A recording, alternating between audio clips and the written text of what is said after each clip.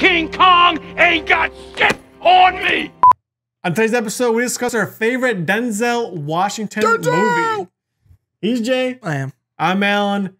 That's Ben. Three bros with three opinions all about movies. This is Movie Jabs. Let's go.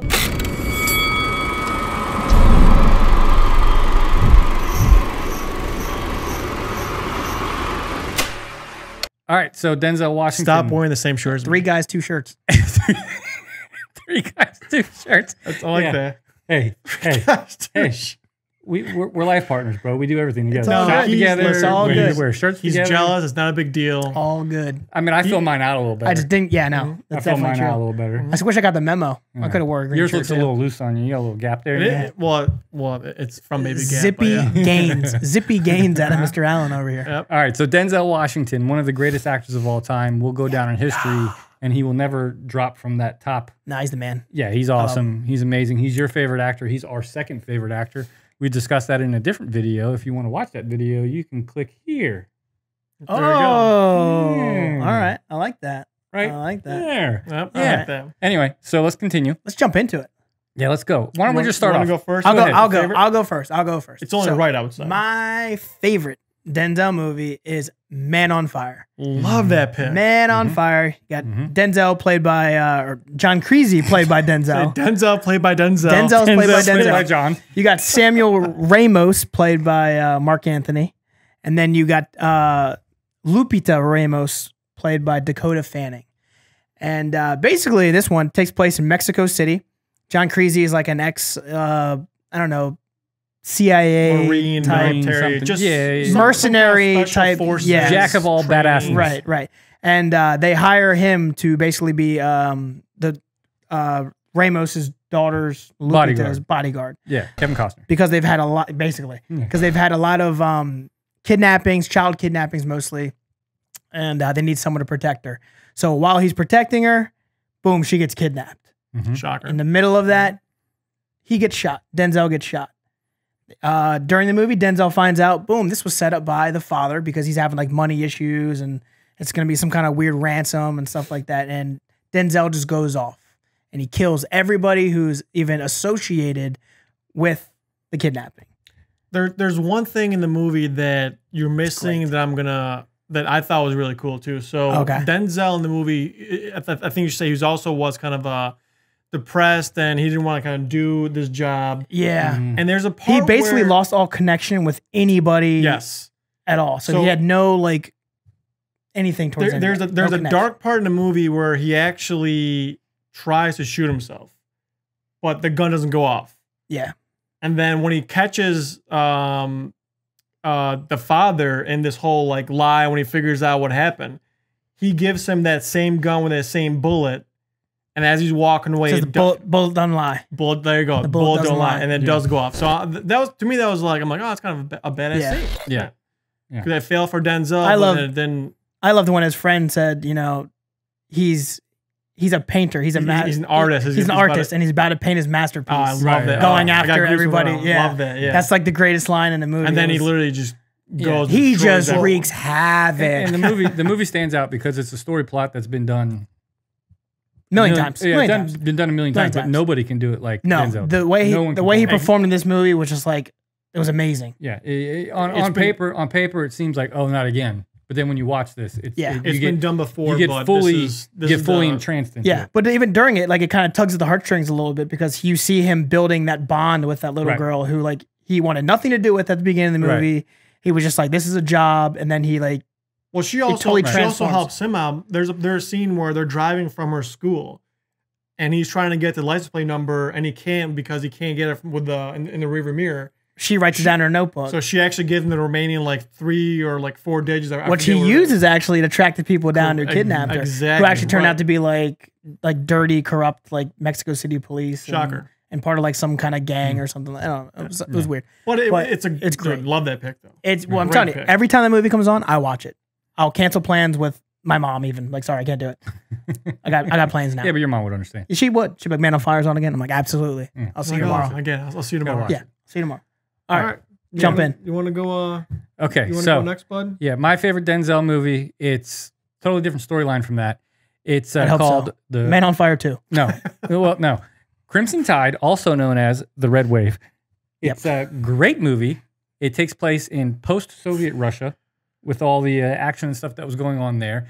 This movie was made in 1995. It stars, of course, Denzel Washington. He plays a commander who hasn't really seen much action in the military. He hasn't really done much, but is highly intelligent, and they make a very big point for him to be highly intelligent in the movie. And the captain of this sub, it's an Ohio-class sub, which means it's nuclear capable. It can shoot nukes out of the water into the air far away. Okay. And Gene Hackman, he's the captain. Yeah, Gene Hackman, he's the captain. He pulls Denzel in to be his, second officer. I don't know the technical term for that, but he's the commander, so he's second in charge. And during the movie, they get a radio message saying, "Oh crap, Russia's going to attack." Con radio receiving emergency action message. Recommend alert 1. Recommend alert 1. Recommend alert 1. Alert 1, alert 1. Incoming emergency action message.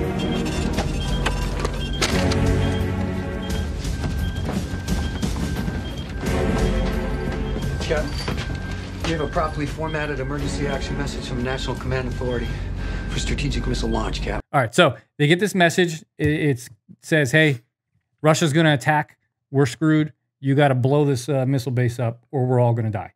And Gene Hackman goes into frantic mode and starts giving orders and gets really angry and starts telling people, hey, we're going to go blow these guys up. But during that, a second message comes in, and the second message gets cut off before they can figure out what it says.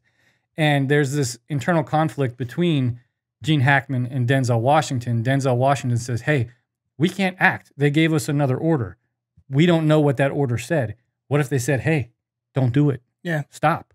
But Gene Hackman is all gung-ho. He's wanting to go blow some stuff up. And there's all this tension between the two of them. And basically, Denzel Washington kind of starts a coup on board this sub. And he's like, hey, we got to stop the captain. He's going to make us all, we're all going to get arrested. We're all going to go to jail. We're all going to be screwed because we're going to violate all these kind of treaty conflict things and stuff. And he convinces a certain portion of the crew of this sub to help him stage a coup against Gene Hackman. They basically arrest Gene Hackman on board the sub, and then Denzel takes over. But during this whole thing, Denzel kind of struggles a little bit to start because he doesn't have that much experience. And then the crew kind of loses faith in him, and it's just this constant drama. How early in the movie does he get arrested? Pretty early. Oh, okay. So the whole time, kind of jumps. So the whole time he's just kind of like locked away in a cell. Yeah, and they Denzel's kind of like running the sub. Have you Sort noticed of, though, but there's all a of lot Ben's of movies banter. are like 25 years old? Oh yeah, that's Well, back when movies he's were great. 46, so That's back when movies had better storytelling. Okay. No. Yeah, so it would be I mean, about I'll 21 give you back that. then. Okay. Yeah.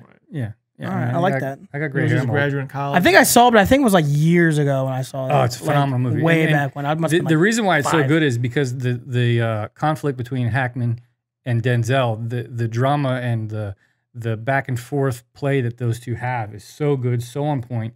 And Denzel, his role is just so good of him trying to prove to the captain, hey, we got to stop. And it's just this great internal conflict on the sub, and it's a lot of back and forth. The crew members lose faith in Denzel at some point, and it goes back and forth. And essentially, finally, at the end of the movie, you realize, oh, guess who was right? Gene Hackman. No. Oh, okay. I was going to say Gene as well. Yeah, Denzel, second guess. Yeah, but out of all the sub movies that ever came out, Hunt for Red October, one of your favorites, U-571 one's great. Yeah, that's a really good one. That's But great. this is probably my favorite. So out of those Submarine-based sub movies, this is Yeah. Well, no, I mean He likes Greyhound more than Greyhound. Yeah, these are all. Yeah, it's a very tight niche market for these submarine style movies. But this one, I think, So is the takes whole whole movie literally inside the submarine? Yeah, pretty much. Yeah. Oh, okay. Yeah. So it's Yeah, all aside tight from quarters and yeah, aside from a few scenes in the beginning showing them like get their orders and all that kind of crap. All right. I like it. All right, Alan. I need you to finish it off. All right. So I love your pick, Ben. Your pick is whatever. Normally it's like good, and then like It's strange. I feel like we're getting to a pattern where Ben's picks are kind of like meh. we're phasing. Well, I think we're phasing them out. If Yeah, you, like, if I you think we're figure trying it to out, phase them out. we've got the Italian Get your hand in my gangster. face. Get your- We've got the Italian gangster. We've got the jock, and then I'm the nerd. So funny you say that. Speaking of jocks, my movie is actually a football movie. Remember the Titans. I nailed it. Well, I mean, I feel Such like a good movie. It's so good, but I feel like you saw that coming. So Of course I did. You smiling. Why are you smiling? Football's fun. You think football is fun? Yes, no. No? Certain, well, it was fun. Not anymore, though, is it? Is it? No, not by No, it's not fun anymore. Not even a little bit. Zero fun, sir. All right. it's actually based on a true story, which I think you guys know that. And Denzel gets hired to be the head coach for a high school football team, which is T.C. Williams in Virginia. my man knows movies. T.C. Williams. So there's a lot of controversy because he is an African American that's going to coach the team, and Bill Yost was fired from the team. And there's a lot of controversy because the team says, if you don't come back and coach with us, we're going to boycott the season. And he doesn't want to spoil the players' scholarships and their future. So he comes back as the defensive coordinator. And there's obviously a lot of tension in the movies, racial tensions, and they end up going to Gettysburg College to kind of for their summer camp and do 2-a-days and 3-a-days and train. Because schools were integrating. That was like the big. Correct. That was the big like. So what's the time frame here? Like the year? Yeah. Like when is this taking place? So it came out in 2000, but it actually originally came out or it happened in 1971. Okay. But I think the movie's based on, correct me if I'm wrong, I think it's 1981 or 71. So it's around the same time frame. Yeah. So all the racial tension stuff Correct. was high. Exactly. I think it was in 70s. 71, early right? 70s. Yeah. So they go up to Gettysburg College and they're training the team, and pretty much they bond as the whole team, and they come back as one united team. Mm-hmm. But the problem is when they're up there, obviously nothing's changing back in Virginia. Mm-hmm. So when they come back, they still have the same problems, and it's Denzel's job to kind of like unite the team and keep them glued together. Right. It was even the coaching staff.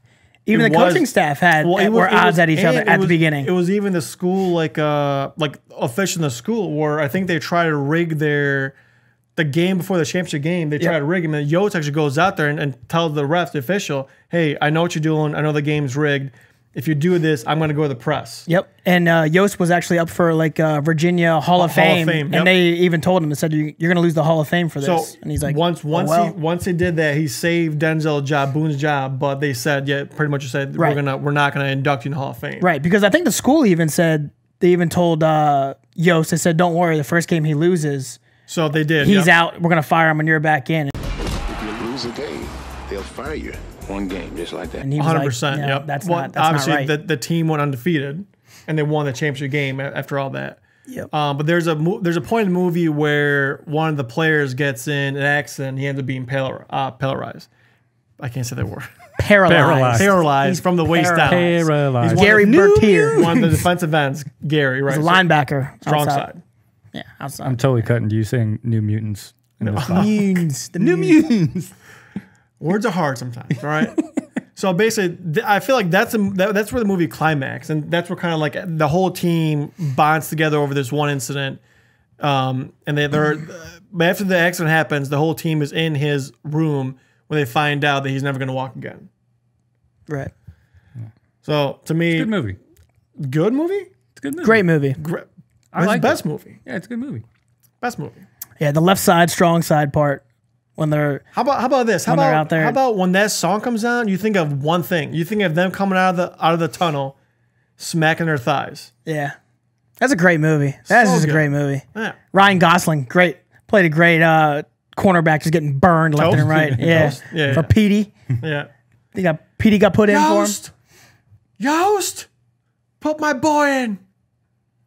All right. Well, those are our favorite Denzel Washington movies. We pretty much think every movie he's ever done is awesome. But go ahead, let us know.